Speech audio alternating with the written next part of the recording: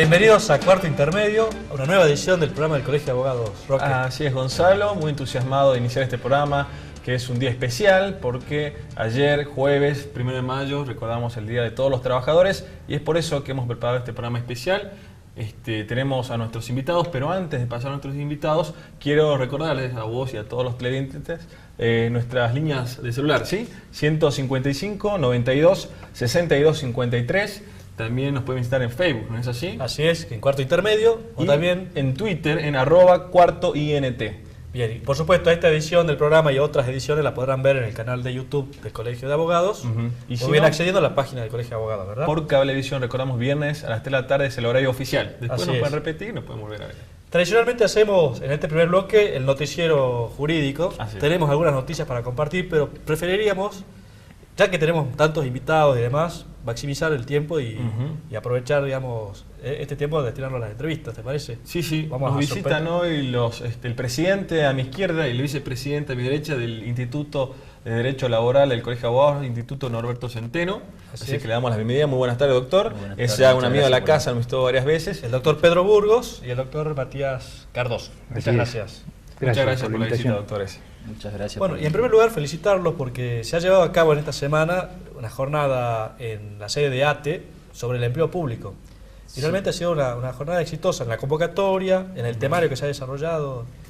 Sí, tiene muchas aristas, digamos, el resultado exitoso que tuvo la jornada, principalmente la temática orientada al empleo público, donde ustedes habrán visto en las agendas académicas no se toca prácticamente este tema, muy especialmente en algunas situaciones, pero se ha tratado de violencia laboral en el empleo público, se ha tratado de accidentes de trabajo y enfermedades profesionales, la diferencia en cuanto al estatuto del empleo público y lo que determina la ley de riesgo de trabajo, y mucho referido al derecho de huelga y algunas facultades de los delegados sindicales.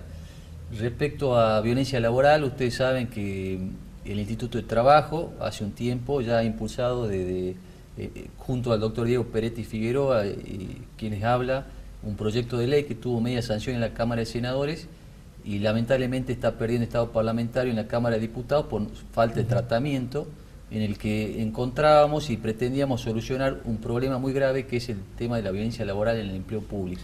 Se dan casos con frecuencia en Salta, en la administración pública, de violencia laboral. Se dan muchísimos casos, de los cuales pocos son denunciados. Existen distintos ámbitos. ¿Cómo se donde hace manifiesta denuncia. la violencia laboral en ese ámbito? ¿Cómo se manifiesta? Se manifiesta, es, digamos, un atentado a la dignidad, a la integridad física y psíquica del trabajador, y obviamente se empieza a manifestar con estas consecuencias en la salud del trabajador. Muchas veces el trabajador no quiere ir a su trabajo, realmente se siente totalmente deprimido, depresivo, baja autoestima y cree o trata de atribuirle a otras situaciones que son fuera del contexto laboral, pero muchas veces vienen del origen laboral. Es una relación de acoso que tiene que ser siempre el superior jerárquico hacia el empleado, o puede ser también del resto de los La compañeros. mayoría de la legislación que existe, digamos que a nivel nacional existen 3 provincias que han sancionado o que tienen una ley especial. Han tratado de orientarla, sí, al superior jerárquico, pero en líneas generales puede ser del superior o también en línea horizontal entre compañeros, que muchas veces, o las más de las veces se da, y también del inferior al superior jerárquico. O sea, en los 3 estamentos se puede producir la violencia laboral. Y es también un tema cultural, ¿no? Porque muchas veces gente tiene una creencia de que al trabajo se la va a pasar mal, ¿no es cierto? De que tienen que soportar el maltrato, el jefe se levantó con el pie izquierdo. Claro, del jefe que es tiránico, que da órdenes fuera del horario laboral, además. O que le obliga a hacer tareas que no son las que corresponden a su función. Eso es la violencia laboral. Exactamente. La violencia laboral, en principio, necesita de una serie de hechos que se produzcan durante un tiempo.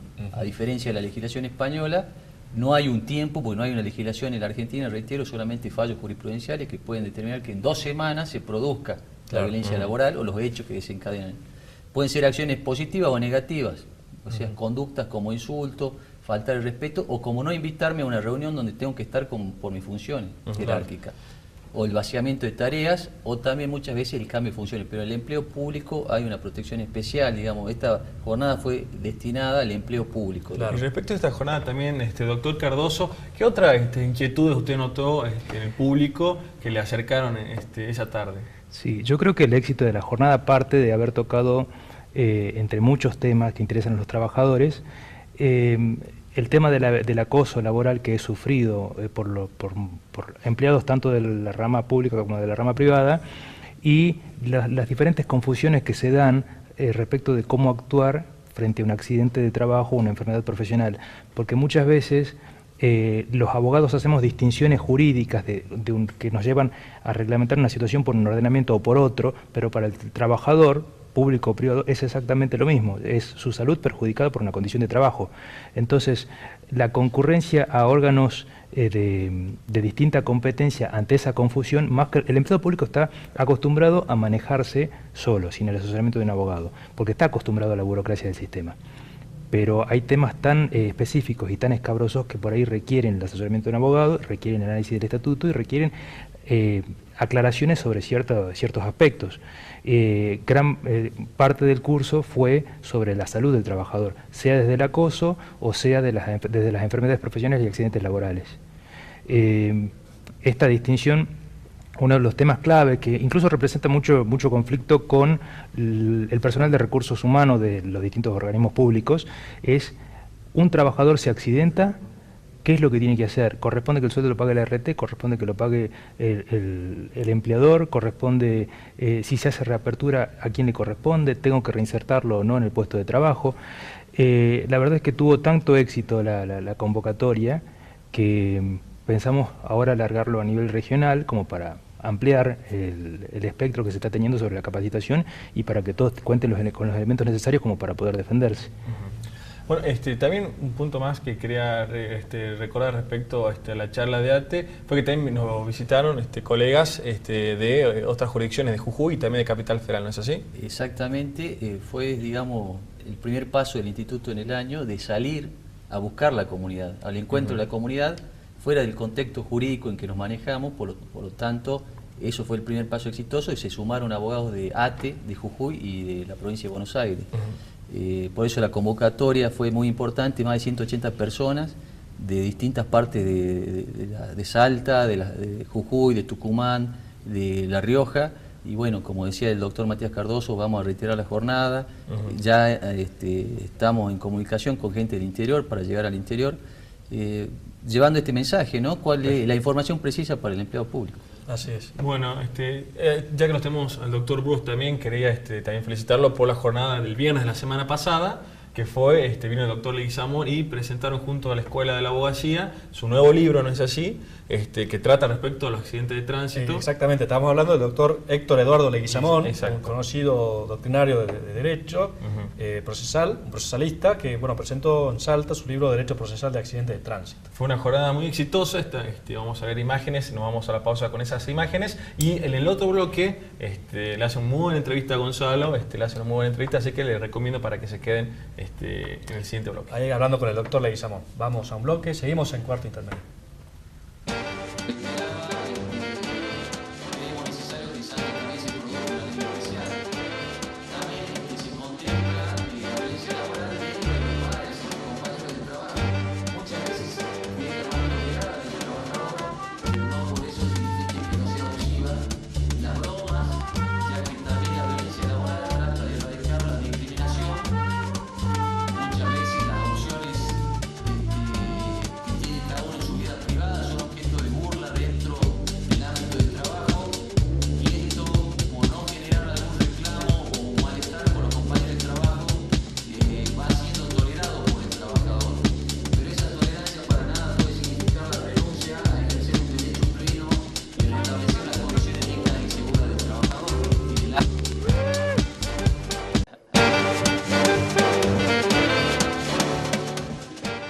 Seguimos en Cuarto Intermedio, Pedro Burgos, y con una visita acá en Salta, sí, una ilustre visita. Sí, la verdad que es un placer y un honor recibir al doctor Héctor Leguizamón. La Escuela de la Abogacía inició su año académico y queríamos contar con un abogado litigante de gran prestigio y trayectoria a nivel nacional, y se ha puesto a disposición el doctor Leguizamón con muchísima colaboración y fundamental y necesaria de la doctora Victoria Mosman, a quien le agradecemos la presencia también del doctor Leguizamón hoy acá en Salta, y sin duda alguna para nosotros, como te reitero, es un gran orgullo tenerlo en la Escuela de la Abogacía, inaugurando este año académico. Así es. Bueno, también agradecer a la Comisión de Investigación de Derecho Procesal, ¿verdad?, que preside precisamente la doctora Victoria Mossman, bueno, que están a cargo de una jornada, de un curso que se va a dictar hoy. Esta entrevista está grabada. Nosotros le hemos robado algunos minutos al doctor Héctor Eduardo Leguizamón para hablar de algunas cuestiones que tienen que ver con un tema tan importante en la Argentina, porque ¿cuántos accidentes de tránsito suceden día a día a lo ancho y largo del país, verdad? Y diariamente suceden muchos accidentes de tránsito. Yo, sin tener unas estadísticas de todo el país, pero yo calculo que entre 60, 70 y más % de la litigiosidad en cada provincia es de accidente de tránsito, más allá de los daños y perjuicios de accidente de tránsito. Claro. Entonces es muy importante que los que defendemos los derechos de las víctimas y los que defendemos los derechos de los victimarios, o los que defienden, porque yo litigo tanto para la parte damnificada como parte demandada o compañía de seguro. Entonces que cada uno sepa, en general, más allá de los regímenes procesales que rigen en cada provincia, cuáles son las cuestiones estructurales básicas de los procesos de accidente de tránsito. Así es. Bueno, una de las garantías que no se ve cumplida a lo largo del país es el tema de los procesos rápidos, de sentencias oportunas. Los procesos de daños, como también sucede con otro tipo de procesos, se extienden en el tiempo. Un juicio de daños y perjuicios en Salta tranquilamente puede demandar 6 años. Seguramente en Buenos Aires estaremos en plazos semejantes, digamos. Bueno, yo personalmente tengo uno que ya cumplió la mayoría de edad. 18 años. Sí, 19. 19. Sí, en la provincia de Buenos Aires. ¿Qué hacer de derecho procesal? ¿Qué aporte puede hacer el derecho procesal para que los juicios sean más breves? ¿Es necesaria una reforma a los códigos procesales de provincia? ¿Con las normas que tenemos es suficiente? Esto es una cuestión que preocupa a todos los procesalistas del mundo. Inclusive en los congresos de derecho procesal mundiales, que se hacen cada 4 años, el último fue en Heidelberg, en Alemania, el tiempo de los juicios preocupa a todos los países, porque no es verdad que nada más que en Argentina demoran, o en cada provincia demoran. Las normas procesales están, se tratan de agilizar, pero no se le encuentra realmente cuál es el punto para agilizarlos.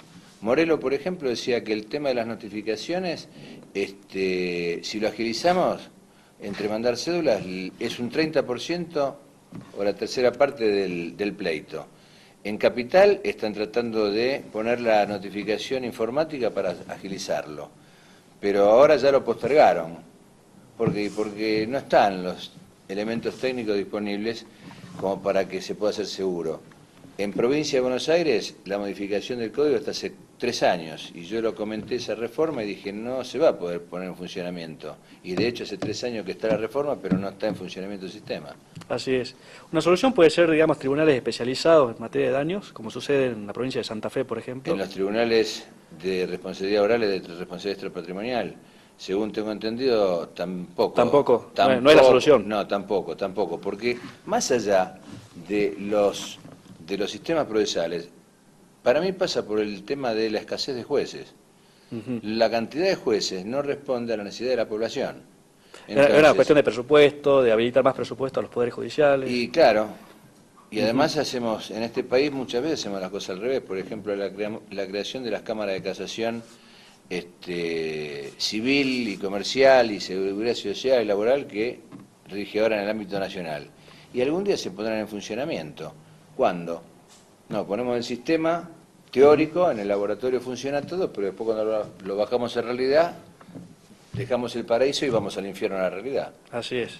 Bueno, usted dentro de algunos minutos va a estar dando una conferencia a distintos colegas sobre el derecho procesal de accidentes de tránsito. Y es autor de una obra de reciente aparición de la editorial Rubinsal Culsoni, de derecho procesal de accidentes de tránsito en 2 tomos. ¿Qué vamos a encontrar en esa obra? En esa obra van a encontrar los litigantes, la estructura básica de cómo ejercer la defensa, tanto del actor como del demandado. Y los abogados que se dediquen a las aseguradoras van a encontrar todos los elementos de cómo ejercer procesalmente la defensa de la aseguradora. Y para los jueces una herramienta para decidir los casos concretos, porque cada tema está tocado y avalado con jurisprudencia. Y está abarcado de la República, ¿no? Exactamente, desde el inicio del proceso hasta hasta la etapa recursiva hasta y de la ejecución. ejecución. Porque normalmente sucede, y me hacen muchas preguntas en la práctica, que llegamos hasta el proceso de conocimiento. En los procesos de conocimiento llegamos a la sentencia. Llegamos a la sentencia de segunda instancia, eventualmente hasta el Tribunal Superior, y una vez que la tenemos, ¿qué hacemos? Hay que concretar el derecho que nos fue reconocido cuando somos actores. ¿Y cómo hacemos? Y hay que hacer el proceso de ejecución, previa liquidación y todo el proceso que normalmente no se maneja demasiado bien. Sí. Y se usan en la práctica, en los pasillos de tribunales.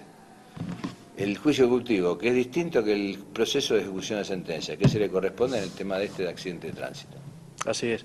Uno de los problemas principales que tiene, digamos, el abogado cuando tiene que encarar un proceso de daño es la demanda, digamos, que es el momento en el que uno tiene que decir a quién demando, tiene que decir cuánto demando, y además es recomendable, supongamos, demandar a todos los que uno sabe que puede demandar o elegir algunos. Yo diría demandados. que no Sí. es a todo lo que uno puede mandar, sino que primero que nada, como voy a decir ahora en la charla, hay que analizar quiénes están legitimados. No, Porque muchas veces se demanda, pero yo demando a fulano, ¿estaba legitimado o no? Si no está legitimado te voy a poner una excepción y te la van a dar con costas. Y en todo lo que es proceso judicial no es un juego que uno después dice, bueno, no importa, me confundí. No, hay que pagarlo. Efectivamente. Y el otro problema es cuánto demando, digamos, porque... Ese es un grave problema, porque si nosotros cuando estamos por la parte actora pensamos cuánto demando, los jueces cuando dictan sentencia dicen cuánto le fijo como indemnización. Porque no se puede cuantificar. Normalmente, desde el punto de vista de derecho de fondos, se habla de vamos a tabular las indemnizaciones, y no se puede. Hace muchos años vinieron de España y cuando hablaban de la tabulación en España, yo digo, bueno, ¿entre qué rangos? Y el rango era muy amplio. Y muchas veces también dijeron, no, pero entonces no lo hagamos por tabulación legislativa, sino por rangos o estándares judiciales. Fijémonos en estadísticas. Tampoco se puede hacer, porque los casos son totalmente distintos. Y como yo digo en el libro, por ejemplo, a veces me preguntan, ¿cuánto vale una pierna? Claro. Yo depende si es importada o nacional. Y si depende si es importada, vale más cara. Si juzga un juez de Buenos Aires, un juez de Córdoba, un juez de Salta. No, Sí, es que no importa. sí. La pierna izquierda de Maradona, que nos dio tantas satisfacciones, no vale lo mismo cuando tenía el sueño de jugar un mundial que cuando ganó el mundial que hoy. Y es la misma pierna izquierda, de la misma persona. Y ahora si lo distribuimos, el caso, que lo fijen jueces de distintas jurisdicciones, entonces vamos a advertir que no tiene un valor. Hay que estar de acuerdo a la edad, a las circunstancias personales, a la vida de relación que cumplía, a un montón de parámetros que normalmente los abogados, cuando están de la parte actora, no se fijan en esas cuestiones. Se fijan nada más que en la parte de responsabilidad y después que lo fije el juez. Pero si no le damos los elementos al juez para fijarlos, los montos van a ser menores. Así es. Bueno, uno de los temas, digamos, con los que tropieza, digamos, el abogado litigante es el tema, tengo que demandar a una aseguradora, y las aseguradoras, sobre todo las de transporte público, de pasajeros, que tienen la famosa franquicia. Que dice, bueno, yo respondo, pero... Hasta determinado... después de... Y hubo fallos plenarios, o Barrio, Gauna, la Corte Suprema de Justicia de la Nación, digamos, revocó un fallo plenario, una cosa llamativa, ¿no? Que haga una cuestión así, pero la cuestión es, ¿qué sucede, digamos, en definitiva con la franquicia? Bueno, eso justamente es exacto. La Corte Suprema de Justicia revocó la sentencia plenaria. Revocó la sentencia definitiva que aplicó el plenario. Fue el tercer caso de recurso extraordinario, de recurso extraordinario interpuesto con una sentencia plenaria. Lo dejó sin efecto y lo único que uno ve dice, se revoca la sentencia apelada. La sentencia apelada era la sentencia plenaria. Entonces hoy no está vigente porque lo mismo que si la Corte Suprema le revocó una sentencia definitiva. Claro. Pero lo siguen aplicando. Entonces, para mí es inoponible al damnificado esa franquicia. ¿Por qué? Porque es una cuestión entre asegurado y aseguradora. La resolución 21927 o 947 lo que dice es que el asegurado participará en la indemnización. Participará es una relación entre nosotros dos. Claro. No es una cuestión de limitación de seguro. Entonces, la Corte Suprema dice que es una cuestión de limitación de seguro, pero no es de limitación. Le llaman franquicia, pero no es franquicia. Le llaman descubierto obligatorio, pero no es descubierto obligatorio. Es una participación y las compañías de seguro dicen, no, bueno, pero si no me tendría que pagar más de prima. Y yo digo, me parece que les conviene a las compañías de transporte pagar más de prima que pagar por los choques simples, normalmente lo que en la jerga decimos chapa y pintura, y pagan todo la empresa de transporte. Claro, efectivamente. Bueno, doctor Leguizamón, le agradezco muchísimo su muchas presencia acá en Cuarto Intermedio. Y bueno, lo esperamos para una próxima visita seguramente. ¿Cómo no? Bueno, seguimos nosotros aquí en Cuarto Intermedio. Muchas gracias, Pedro, por, Muy amable por las gestiones, para que esté el doctor acá Leguizamón. Muchas gracias por la invitación. Bueno, seguimos aquí en Cuarto Intermedio. Vamos con corte.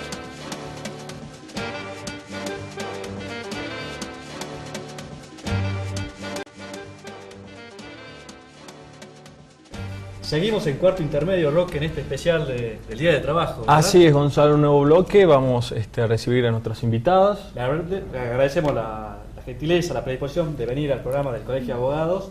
La doctora Alejandra Salim es juez laboral, segunda nominación. Doctora, muchas gracias. Bueno, Y también gracias nos a ustedes visita- por la invitación. Gracias. Muchas gracias, doctora. También nos visita la doctora Mercedes Domecq, quien es vocal de la Sala 2 en la Cámara de Apelaciones en lo laboral. Así es, Muchas doctora gracias, María de las doctora. Mercedes Domecq, ¿verdad? El nombre completo, sí, sería así. De la sala número 2. Doctoras, antes de empezar la entrevista, las invitamos a ver un informe que tiene que ver con esto que estamos... Un día de reflexión, ¿verdad? El Día del Derecho del Trabajador.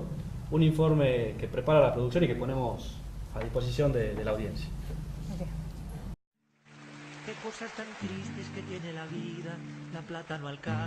El derecho al trabajo es el derecho humano fundamental, por el que toda persona tiene derecho al trabajo, a la libre elección del mismo, a condiciones equitativas y satisfactorias de trabajo, a la protección contra el desempleo, sin discriminación, con igualdad salarial, remuneración digna, protección social y derecho de sindicación.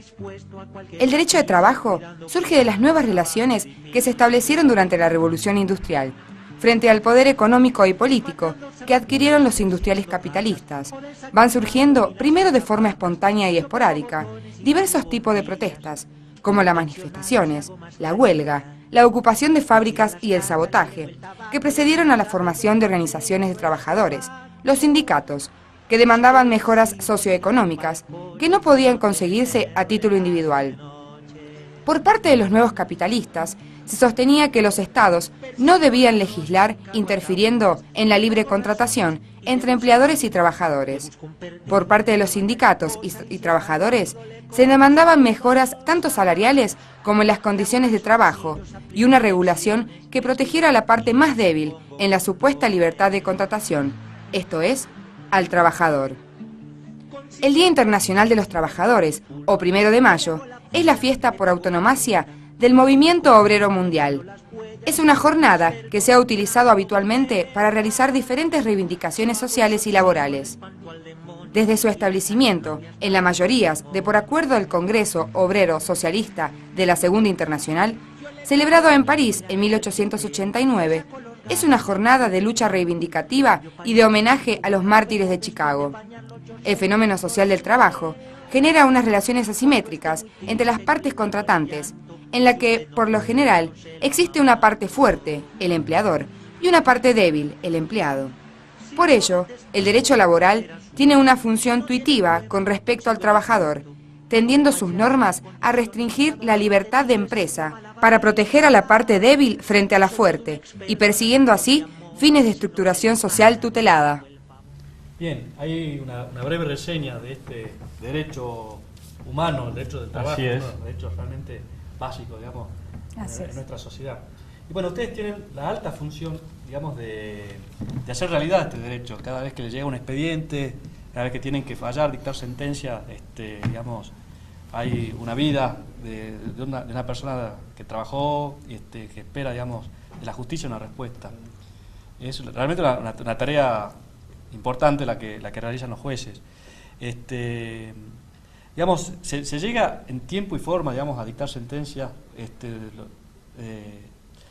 o la morosidad judicial también, digamos, afecta al fuero del trabajo.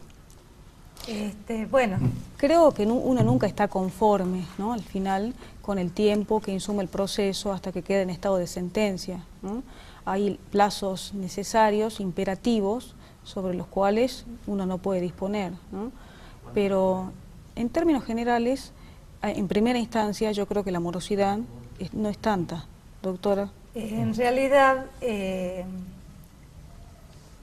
tenemos una demora que no es la que se debería dar, es decir, no se compadece con los términos que establece el Código Procesal Laboral, que tiene términos más cortos, ¿no es cierto?, abreviados, justamente porque lo que se está tramitando allí son cuestiones alimentarias, ¿no es cierto?, de carácter alimentario, accidentes de trabajo, amparos de distintos tipos. Entonces realmente no se está cumpliendo con los términos que establece el código. Y eso tiene que ver con la cuestión de estructura también, digamos, ¿cuántos juzgados laborales tenemos en Salta? Exactamente, actualmente en Capital tenemos los mismos 6 juzgados funcionando desde el año 1989, que es cuando se ha creado el Código Procesal Laboral, que ha instaurado un juez unipersonal en primera instancia. Si sacamos un promedio de la población en ese momento, donde más o menos rondaban los 350.000 habitantes en la capital, ¿no es cierto? Sí. Actualmente, que en el censo del 2010 hemos llegado prácticamente a 550.000 habitantes, ahí nomás tenemos una duplicación en la población prácticamente, que yo creo que ahí está la explicación en la demora. Claro, ese crecimiento de la población no se ha reflejado en la creación de juzgados. No necesariamente. Exactamente. No necesariamente. Sería también interesante para todos los que nos están viendo recordar un poco las materias que atiende el fuero en la justicia del trabajo en la provincia de Salta. ¿Cuáles son aquellos temas, ¿no es cierto?, que llegan a su juzgado, aquellas cuestiones relativas al trabajo, pero específicamente cuáles son las temáticas que llegan a su estudio y que ustedes tienen que jugar y hacer justicia? A los despachos. Sí. Bueno, la competencia del fuero laboral, por supuesto, está prevista en el mismo Código de Procedimiento Laboral. Para que se entienda, la gente pueda entender, digamos, nosotros vamos a ver todos los temas que hacen a las relaciones en privadas, ¿no es cierto?, entre un empleador y un trabajador. Quiere decir, por ejemplo, en la primera distinción, que la relación entre empleado y el Estado, ¿no es cierto?, si es empleado público, no sería dentro de su órbita. No está dentro de la órbita del fuero laboral. A excepción que ahora estamos tratando el tema de los accidentes de trabajo que están llegando al fuero laboral por una interpretación que ha hecho la Corte provincial, ¿no? Pero en general son relaciones privadas entre un trabajador y un empleador. También se va a ver el tema de aportes, es decir, cuando no se hacen los aportes que debe hacer el empleador, entonces eso también puede ser materia nuestra. Igualmente las tutelas sindicales también son materia nuestra, eso es en primera instancia. ¿Y la función de la Cámara es? Antes de responder a su pregunta, me gustaría un poco extender lo que dijo la doctora. También lo sufre la Cámara, porque a la par que se incrementó la población, el nivel de litigiosidad, también hubo la creación de un juzgado en Joaquín B. González, en Metán, ¿sí?, y en Cafayate. Son todos juzgados multifuero, entre cuyas competencias está comprendida la del trabajo, ¿no? Y así como no se renovó la cantidad de juzgados de primera instancia, tampoco se incrementó el número de salas de la Cámara del Trabajo. Entonces esto encarece el trabajo en cuanto a la respuesta en el tiempo que uno querría darle al justiciable. Esto es parte de una estructura para cuya modificación, bueno, son necesarias varias decisiones, ¿no? Pero en lo que respecta a los últimos 4 años, esto vino a incrementar el nivel de trabajo. Y en cuanto a la competencia, que es lo que usted me preguntaba, doctor, es la revisión. Es la revisión por vía de apelación, a diferencia del proceso civil, en el proceso laboral, la apelación es la excepción.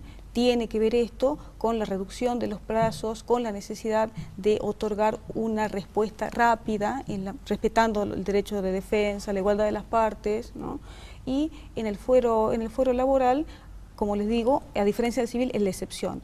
Están taxativamente enumeradas las hipótesis en el Código Procesal Laboral, y lo que llega generalmente son sentencias definitivas en lo que se debate cuestiones como las que estamos hablando, ¿no? Relación individual de trabajo más, incluyendo los accidentes de trabajo. Doctoras, una de las grandes críticas que sufre actualmente la justicia, hace un tiempo que viene sufriendo, es respecto a la tardancia que hay en la resolución de los conflictos cuando ya se llegan a los juzgados. ¿Cómo es la actualidad del foro laboral?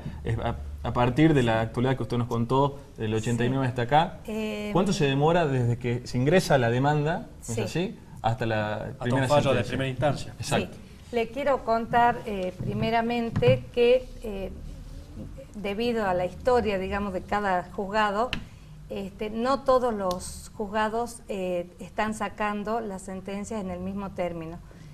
Hay que reconocer que actualmente hay 2 o 3 juzgados que están, digamos, más fallando a tiempo, ¿no? Hay otros juzgados que, ya sea porque el juez está de licencia o lo que fuere, tiene alguna demora.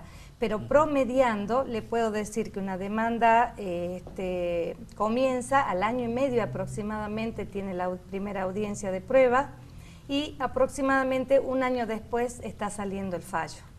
Podemos estar, digamos, entre el año y medio, siendo optimista, a los 2 años y medio más o menos, para llegar podemos a una sentencia de primera instancia, siempre que no sea apelada a la Cámara, en donde, bueno, ahí también tiene su demora. Tomando en cuenta que son créditos alimentarios, no es lo óptimo. Sin embargo, se debe reconocer, porque resulta justo que esto sea así, que comparando lo que es el Poder Judicial en general y la morosidad de la justicia, son juzgados que están funcionando, ¿no? Hay una respuesta, hay muchos amparos que se están resolviendo también, por supuesto, con la premura, ¿no? Vamos a ver qué sucede en la segunda instancia, pero vamos a un corte, le propongo un brevísimo corte y seguimos acá conversando con las doctoras Domecq y la doctora Salim. Vamos a un corte y seguimos en Cuarto Intermedio.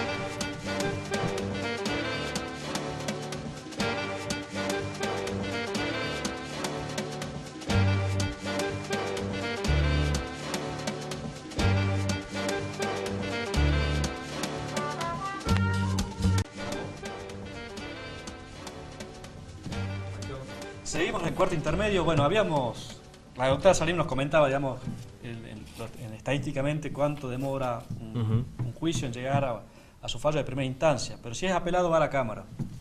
Y ahí, digamos, ¿cuáles son los tiempos? El expediente desde que ingresa a la sala hasta que queda para el despacho del juez, para sentencia, no tiene un diferimiento de más de 3 semanas, ¿no? Porque el trámite administrativo es brevísimo. Se hace conocer la Constitución, se consiente, o bueno, eventualmente hay un sorteo para una nueva integración y, consentida la integración, pasa al despacho del juez. Ya para resolver, para dictar sentencia. Exactamente. El trabajo entonces es casi estrictamente jurídico, casi estrictamente técnico. Y el promedio de lo que se está demorando para resolver puede ser entre un año y medio, con lo cual, digamos, en primera instancia calculan 3 años hasta que sale la sentencia o 4. En segunda instancia calculamos 1 o 1 y medio. Pero para el justiciable es la suma de los dos. Claro, efectivamente, sí. Entonces, esto de alguna forma... Lo que se está instando, porque en el fuero laboral está permanentemente abierta la conciliación. Así es. Entonces, lo que hacemos en forma permanente al momento, sobre todo a la primera audiencia, que tenemos posibilidad de hablar con las partes, está presente el trabajador, el empleador, los abogados y todo, tratamos siempre de conciliar. Tanto es así que está abierta siempre el periodo conciliatorio que el juicio laboral no entra en la mediación, porque nosotros desde el primer día que entra la demanda tenemos la posibilidad de llegar a una conciliación. Y realmente, permanentemente tratamos de que se tome conciencia de esta situación. Es decir, a la parte actora se le hace que tome conciencia de la demora que puede tener el juicio, que siendo créditos alimentarios conviene que se llegue a un acuerdo, siempre, por supuesto, dentro de que el acuerdo que se llegue no se pueda sacrificar los rubros que no son renunciables, por supuesto, para el trabajador. Es decir, hay aspectos que son negociables y aspectos que no. Entonces, eso se hace ver. Y al demandado, por otra parte, porque a los 2 años y medio ya estamos en la duplicación de las planillas, ¿no es cierto? No siempre eso convence al empleador, algunos prefieren dilatar, digamos, el trámite y pagar un poquito después porque le sigue igual conviniendo, ¿no? Doctora, y atento al presente, ¿no es así? Atento al presente. Viendo un poquito también para el pasado, los juegos laborales empezaron hace un tiempo también con el tema de la digitalización de los expedientes, ¿no es así? Yo creo que es un paso hacia avanzada. Teniendo en cuenta también que el juzgado en lo laboral, lo particular que tiene es que el juez es el que tiene el impulso, ¿no es así? Es el juez el que tiene de oficio, el que notifica las partes. Notificar las partes. Sí, así es. Así es. Es muy importante ese impulso que se le da. Tanto es así que no existe la caducidad en principio en el fuero laboral, es decir, la caducidad puede hacerse lugar excepcionalmente cuando ya no sea el juzgado el que puede instar el trámite, sino que depende del impulso exclusivo de la parte. Entonces, bueno, puede, ¿no?, declararse caduco el expediente. De lo contrario, tenemos el deber de impulsarlo al trámite, instando el trámite permanentemente. Se hacen limpiezas de casilleros, se insta a que se y con el resto de los juzgados se dialoga respecto a posibles futuras soluciones que se pueden... Hacen reuniones periódicas los jueces, decir, bueno, a ver, veamos qué tenemos nosotros que corregir. ¿Qué se puede aportar también? En el fuero laboral no se hacen reuniones. Pero disculpa, es frecuente en el fuero civil, ¿no? Tengo entendido, cada fuero se organiza de distinta forma, y en lo que respecta al fuero civil, creo que es una reunión semanal, por lo menos en lo que hace a jueces de primera instancia, reuniones durante las cuales debaten cuestiones procesales comunes, inquietudes. Sí, ¿no? Sin embargo, se trabaja, digamos, en forma parecida, ¿no? Es decir, la cantidad de audiencias que se ponen por día, tratamos más o menos de llevar una cierta cantidad, y los plazos, por ejemplo, para la primera audiencia y todo es similar en los juzgados, ¿no? Así es. Y eso se habla personalmente con los jueces, se intercambian ideas, opiniones. Y en base a su experiencia, ¿no es cierto?, del otro lado, demostrador, ¿cuál es, a su criterio, el mayor problema que tenemos en materia laboral en la provincia de Salta? ¿Y cuáles son las cuestiones, evidentemente, que llegan hasta los juzgados? ¿El trabajo en negro, la informalidad? Sí, la falta de registración es un fenómeno que se da en la mayoría de los expedientes que llegan a nuestro conocimiento. Hay también irregularidades que tienen que ver con la registración defectuosa, despidos concretados con causa aparente, ¿no?, que llevan a indagar sobre una causa, ¿no?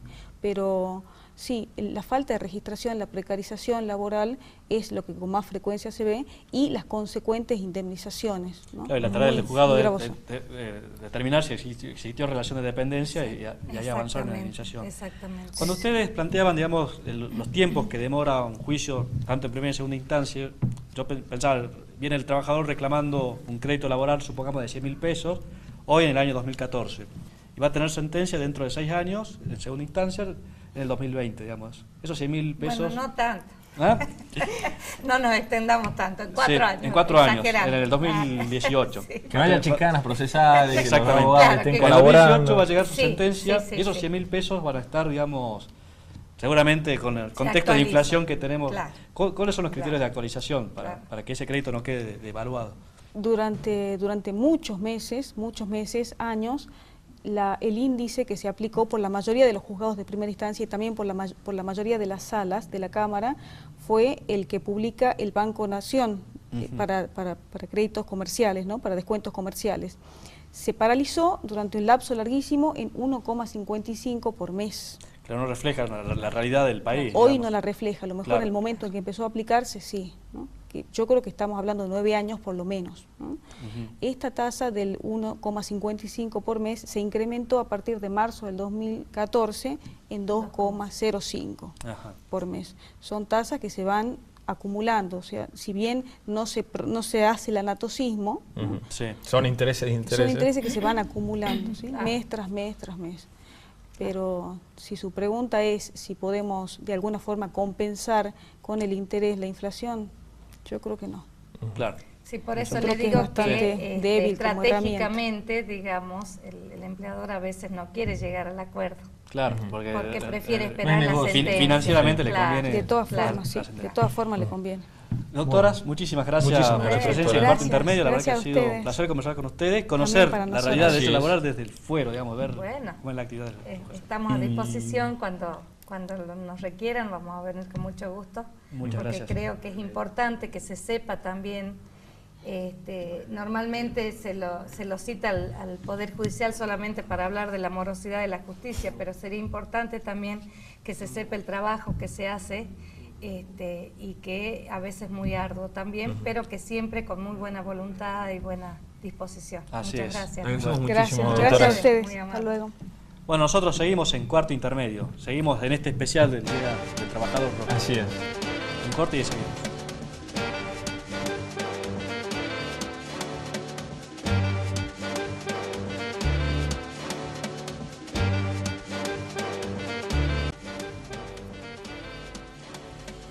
Seguimos en cuarto intermedio en este especial del derecho del trabajo, Roque. Así es, Gonzalo. Y para quinto convocar a un bloque. referente del derecho del trabajo en Salta. Tal y del cual. país, ¿verdad? Sí, Un sí. doctrinario, un reconocido profesor. docente de la universidad. Y también periodista. Así es. Le damos la bienvenida entonces al doctor Bühler. Adelante, doctor. Muchas gracias, Muchas doctor. gracias. ¿Qué tal? ¿Cómo están? Agradecemos muchísimo la visita. Muchas gracias por No, la no, gracias a invitación. ustedes. Toma asiento, por favor. Bueno, programa dedicado al derecho del trabajo, digamos. Sí, sí. En estos días, bueno, si bien este programa es grabado, digamos, sale los días viernes a las 3 de la tarde, pero en estos días está, digamos, en plena conflicto, digamos, el tema del salario docente, los docentes en huelga, el gobierno, digamos, acercando propuestas y la pregunta que surge, digamos, es si el derecho de huelga es un derecho absoluto, si tiene límites. Porque acá hay también un conflicto con respecto a los chicos y al derecho a la educación, digamos. Se puede, digamos, extender una huelga en tiempo indeterminado por 30 días y dejar a los chicos sin acceso a la educación. Un juez que ha fallado y ha hecho lugar a una cautelar en donde insta a los docentes a volver a las aulas y dar clases. Y la pregunta que nos hacemos, acá hay un conflicto de derechos, de los trabajadores a luchar por el salario digno y de los alumnos a recibir educación, digamos. ¿Cómo se concilian estos derechos? En realidad nosotros diferenciamos lo que es un conflicto de derecho de lo que es un conflicto de interés. La huelga es un típico conflicto de interés, donde no es que se busque la aplicación del derecho, sino que se busca una nueva norma, la creación de una norma distinta. ¿Cuál es el caso? En este caso, un aumento de salario. Si fuera un conflicto de derecho, probablemente estarían discutiendo que le paguen los sueldos que le están adeudando desde hace meses, como ocurrió muchas veces en nuestra provincia. En cuanto a la calidad del derecho de huelga como derecho absoluto, no, esto está... Todo constitucionalista sabe que no existen derechos absolutos, ni siquiera el derecho a la vida, que en determinadas circunstancias entra en conflicto con otros derechos fundamentales. De tal forma que puede llegar a ceder, y de hecho está reglamentado en todos los países del mundo, y en nuestro país está reglamentado en una triple forma. Primero por una ley, que es la Ley de Conciliación Obligatoria, que establece un mecanismo bastante duro para la conciliación. Segundo, por la doctrina misma, que al definir la huelga y al establecer cuáles son sus límites y cuál es el concepto de huelga, también la está restringiendo. Y la jurisprudencia, los jueces, precisamente, cuando les llega el caso, generalmente les llegan las huelgas perdidas. Las huelgas que se ganan están al margen del derecho. Esto hay que también tenerlo en cuenta. Una huelga exitosa es como la guerra. No necesita el derecho para que la apoye. El vencedor impone las condiciones. Por eso este remanido tema del descuento de días de huelga muchas veces se transforma en una cuestión del poder que puede tener una u otra parte de imponer el criterio, ¿no? Claro. Pero bueno, en concreto también la sociedad queda a la deriva ante esta situación y no se encuentran tampoco canales de un lado o del otro por el cual llegar a una solución. Es también... Bueno, porque el derecho no puede dar solución a todas las circunstancias. De por sí, el derecho de huelga, aunque parezca mentira, no está reconocido expresamente por la OIT. La OIT elabora una serie de dictámenes de expertos, y cuando decimos la OIT habla de la huelga y dice tal cosa, en realidad son los comités de expertos en base a una interpretación bastante laxa del Convenio 87 de Libertad Sindical. Este comité de expertos, o la Comisión de Interpretación de Normas de la OIT, han dicho que la educación no es un servicio esencial. Cuando un servicio es esencial, está sujeto a mayores restricciones. El caso de los médicos, por ejemplo. Caso de los médicos. Para la OIT son servicios esenciales solamente los que afectan la salud, la vida o la seguridad de las personas. Ni la justicia, ni la educación, ni el transporte son considerados servicios esenciales para la OIT. Está bien que este criterio de la OIT no coincide con el criterio de la mayoría de las legislaciones nacionales. La mayoría de las legislaciones nacionales, por ejemplo, yo estuve en Corea discutiendo este tema, el arroz, en todas las economías del sudeste asiático es un servicio esencial. Todo lo que hacía, y Nueva Zelanda decía que para ellos lo esencial era lo relativo a los vacunos, a la carne. Claro. Quiere decir, cada país define lo que es el servicio esencial. Pero en concreto no está salvo, pero hay un criterio que yo comparto, que aun cuando determinados servicios no son esenciales por naturaleza, sí pueden ser por la prolongación en el tiempo. Caso justicia y caso educación, una huelga de un día, de 2 días, de 5 días, puede no afectar el servicio esencial de justicia en el servicio esencial de educación. Pero nosotros hemos tenido paros muy prolongados en la justicia y paros muy prolongados en la educación, que significan una denegación de esos derechos constitucionales. Ahí ya hay una afectación. Entonces, por la prolongación, sí, claro. Es oportuno que un juez intervenga tratando de encauzarlo, pero realmente no tiene tampoco todos los instrumentos legales como para porque es una orden un poco difícil de ejecutar. De ejecutar, sí. Así es. Hablamos recién con 2 juezas sobre el tema. Cada vez que tenemos que hablar de la justicia, tenemos que hablar de la morosidad judicial, porque es una realidad que vivimos los justiciables, los abogados litigantes, la justicia, digamos, lenta no es justicia. Ustedes, junto con el doctor Martinelli y con el doctor Armando Caro, digamos, hicieron un trabajo para, digamos, relevar la situación del fuero laboral. Recordemos que el doctor estuvo acá, el doctor Caro Figueroa estuvo presente en una de las primeras ediciones y hizo referencia, digamos, a este trabajo. ¿Qué recomendaciones hacen, digamos, para que se pueda mitigar el tema de la en realidad no fue un trabajo del doctor Caro, el doctor Martinelli y mío, sino fue un trabajo de casi todo el foro laboral, una gran integración de, casualmente, de los panelistas que he visto, casi todos han participado en esa gran discusión que fue impulsada por el Ministerio de Trabajo de la provincia y que fue muy extensa, vino gente del extranjero, inclusive importantes referentes nacionales para analizar la temática. En realidad nos encontramos con un panorama casi desolador desde el inicio. Seguramente lo debe haber hecho referencia el doctor Caro, porque no se puede diagnosticar si no existen datos. Claro. Y aquí prácticamente no había datos. Y después hay algunos elementos, es cierto lo que escuché, que los juzgados, la misma cantidad de jueces desde el año 1989 son los mismos que hay. En realidad desde el año 1995, cuando teníamos 2 salas de 3 miembros, también eran 6 jueces de primera instancia. Claro, hoy han pasado 40 años. Desde hace 40 años siguen siendo lo mismo. Pero no es el problema más dramático, porque la estadística que vimos con el doctor Caro fue que hace 10 años ingresaban 2.000 expedientes a los juzgados laborales y hoy ingresan 2.000 expedientes a los juzgados laborales. Dato muy preocupante. Es decir, ¿qué significa? Que ni el crecimiento demográfico ni nada justifican la morosidad. No es culpa de los magistrados ni de los funcionarios que ponen mucho empeño.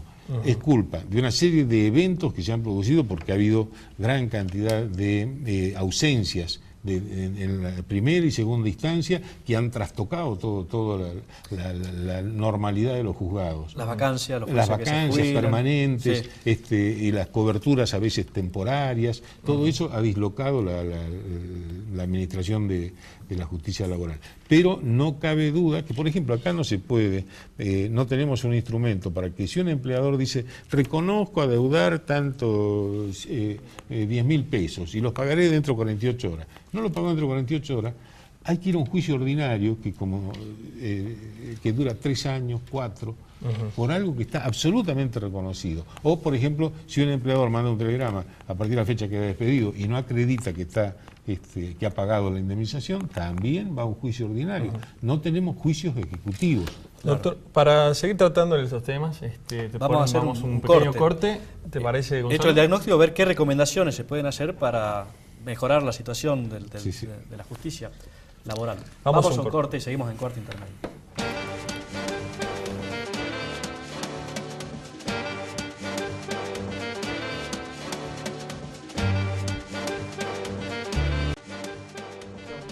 Seguimos en Cuarto Intermedio. Recordemos la vía de comunicación, Roque. Sí, para todos aquellos que nos quieran mandar un mensaje, se quieran comunicar con nosotros, los pueden hacer a nuestro celular al 155 92 62 53. También lo pueden hacer a nuestro Facebook, que es Cuarto Intermedio. Y también en Twitter nos pueden tuitear en @cuartoint, ¿sí? Ahí nos pueden seguir. Seguimos con este bloque. Antes de continuar con la entrevista al doctor Wille, quiero agradecer a los amigos de Virgen del Saliente, a los amigos que están en Necochea y Vicente López, le agradecemos muchísimo. Así es. Bueno, había quedado una pregunta, pendiente, doctor, que era ver qué recomendaciones se puede hacer, se pueden implementar para agilizar los juicios en el foro laboral. Pero acá quería repasar con usted algunas estadísticas que surgen del trabajo del que hacíamos mención en el bloque anterior. Por ejemplo, son datos de la Corte de Justicia de Salta, ¿verdad? En el año 1995 ingresaron al foro laboral 1.925 expedientes. En el año 2009, 2.152 expedientes. Es decir, que no hay una... No, prácticamente en todo el periodo se mantiene igual, en el orden de 2000. Y la población cambia. Y la población aumentó. Del año 95 al 2009 hay incremento en la población. Y los juicios se demoran más en salir. A pesar de mantenerse la constante de ingresos en cantidad de demandas laborales. Exacto. ¿Qué significa esto? Son pocos los justiciarios no llegan a la justicia, hay barreras para acceder a la justicia. Hay alguna, por ejemplo, siendo una provincia eminentemente rural, son poquitos los juicios de trabajadores rurales que llegan. Esto también demuestra que de alguna forma hay una limitación en el acceso a la justicia. Pero lo que sí es cierto, también ahí teníamos estadísticas de la eficaz acción del Ministerio de Trabajo. El Ministerio de Trabajo adquirió, en la medida en que se iba congelando la justicia, adquirió un mayor protagonismo con muchas más causas ingresadas y con muchas más causas conciliadas. Con acuerdos. Con acuerdos de conciliación. Pero esto no deja de ser preocupante también. ¿Por qué? Porque el trabajador concilia presionado por dos extorsiones, por dos situaciones. Una es la prolongación de los juicios, y la segunda es que cuando va a cobrar en una moneda depreciada. Claro. Entonces, por supuesto que el mismo abogado le recomienda al trabajador, agarrar 50% ahora, que un 100% que también queda en el aire, porque ustedes saben que la mortalidad PYME en nuestra provincia es altísima. Y también con la dificultad que es conseguir trabajo, porque se fue despedido, mientras tanto tiene ese litigio, pero no consigue trabajo. Exactamente. Y se aplica la regla, es preferible un mal acuerdo que un buen juicio. Sí. Entonces ese es otro condicionante que determina estos datos. Y después, hay que, lamentablemente no se avanzó sobre un proyecto que es necesario modificar el Código de Procedimiento Laboral, introduciendo figuras que, como en Santa Fe están teniendo bastante éxito, el procedimiento monitorio, que es una forma de procedimiento ejecutivo que aliviaría mucho y evitaría que el pobre trabajador tenga que estar 3 años para reclamar un mes de sueldo, porque también eso... Sí, efectivamente. Y respecto también a la problemática que hablábamos al principio respecto a los docentes, ha sido más extenso a todos los empleados públicos. Bueno, una frase muy conocida de que el mayor empleador negro en el país es el Estado, ¿no es cierto? El Estado nacional, provincial, municipal. ¿Cómo se puede solucionar esto que viene, por un lado, una razón cultural, ¿no es cierto? También, obviamente, una razón económica también. ¿Cómo se lo puede dar una solución a este tema? Bueno, la Corte de Justicia de la Nación ha hecho un importantísimo aporte condenando al mismo Ministerio de Trabajo de la Nación y a la AFIP por la cantidad, que son los que más cantidad de pasantes, contratados. La AFIP y el Ministerio de Trabajo son los que más. Sí.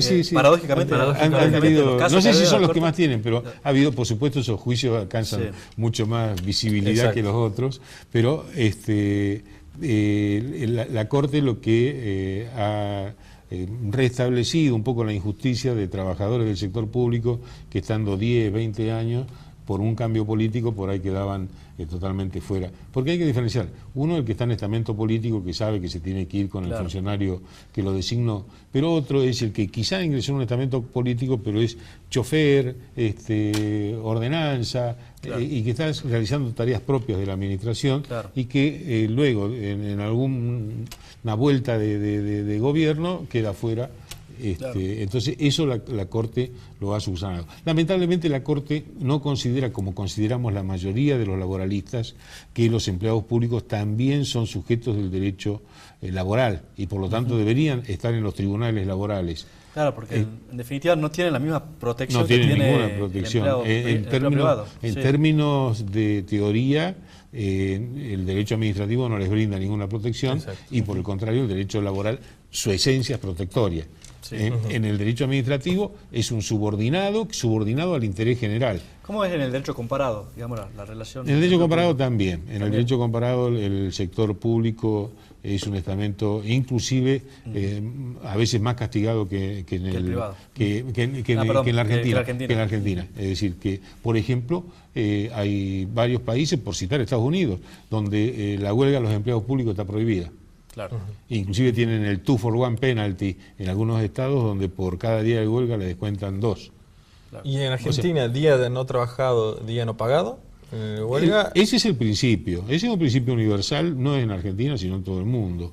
Tiene excepciones, por lo que decíamos al principio, cuando un conflicto es de derecho y hay un incumplimiento del empleador, sí se entiende que el empleador debe pagar los salarios.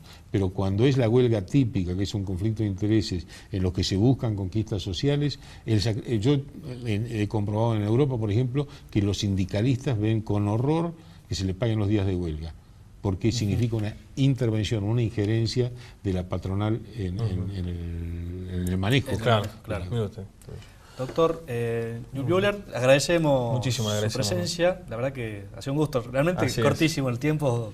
Da para conversar y más, porque hay muchos temas que seguramente quedaron sin hablar.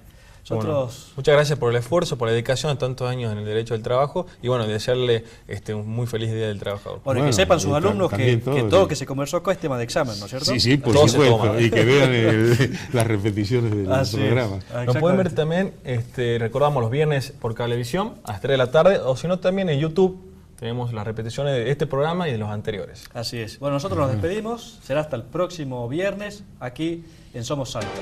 Muchas gracias.